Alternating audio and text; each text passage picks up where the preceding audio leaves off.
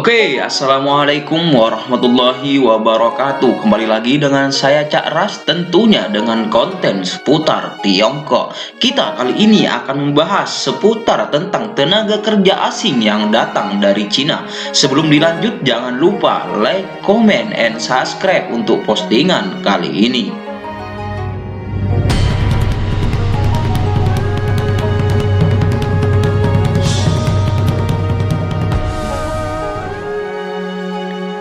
Indonesia masih terus kedatangan tenaga kerja asing, terutama dari Cina. Periode ini saja jumlah TKA Cina yang masuk ke Indonesia sebanyak 8.700 orang hingga 18 Mei 2021. Wow, itu angka yang sangat fantastis.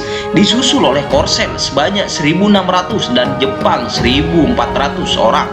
Selain ketiga negara tersebut, asal negara TKA meliputi Filipina, Malaysia, Inggris, Amerika Serikat, Australia, Thailand, dan sebagainya. Kita akan lanjut mendiskusikan beberapa hal tentang yang berkaitan dengan kedatangan TKA asal Cina ini.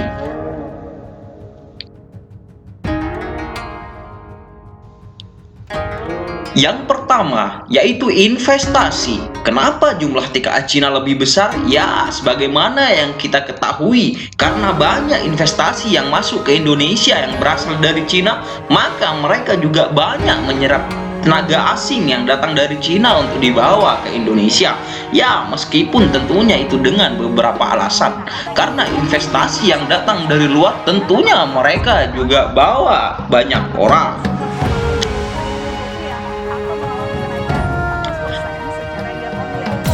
Yang kedua, teknisi. Sebagaimana yang kita ketahui, sebanyak 5.000 tenaga kerja asing Cina yang didatangkan ke Indonesia dan bekerja di pabrik smelter Sulawesi Tenggara merupakan tenaga profesional. Jadi itu merupakan salah satu alasan dari pemerintah untuk mendatangkan pekerja asing, karena merupakan seorang yang profesional atau teknisi di dalam hal yang mereka kembangkan. Sebagaimana yang kita ketahui juga, pemerintah pada tahun 2020 juga telah memberikan rekomendasi kepada 6.758 perusahaan investasi untuk bisa memperkerjakan 11.000 tenaga kerja asing di Indonesia. Sedangkan dari situ diperkirakan bisa menyerap 3 juta orang dari tenaga kerja di Indonesia. Yang ketiga yaitu kontrak 6 bulan. Jadi pemerintah juga memastikan bahwa tenaga kerja asing yang berasal dari Cina ini nantinya hanya akan bekerja selama masa 6 bulan di Indonesia. Sekaligus hal ini juga diawasi oleh tim pengawas orang asing yang dikomandani oleh Kementerian Hukum dan HAM Indonesia. Meskipun seperti ini, pemerintah juga memastikan tenaga kerja lokal akan mendampingi serta mempelajari keahlian dari para TKA Cina selama proses pembangunan smelter.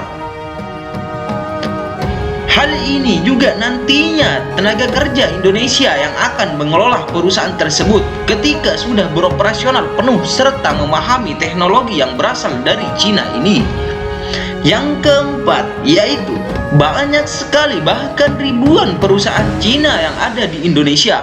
Pada 2018, sekitar 1.000 perusahaan Cina beroperasi di Indonesia. Luhut Binsar Panjaitan meminta investor Cina untuk memperbesarkan investasi mereka di Indonesia. Ia mengatakan saat ini investasi di Indonesia cukup menguntungkan dan memudahkan. Kendati demikian, hal ini juga perlu diawasi dengan sistematik sehingga ribuan perusahaan ini tidak akan menimbulkan beberapa kasus yang selama ini terjadi. Lanjut yang kelima yaitu hutang Indonesia. Kementerian Keuangan juga mencatat total utang luar negeri Indonesia ke Cina pada 2011 lalu cuma sebesar 3,7 miliar USD. Namun per April 2021 utang Indonesia melonjak ke Cina mencapai 21,4 US dollar miliar atau setara dengan 310 triliun rupiah.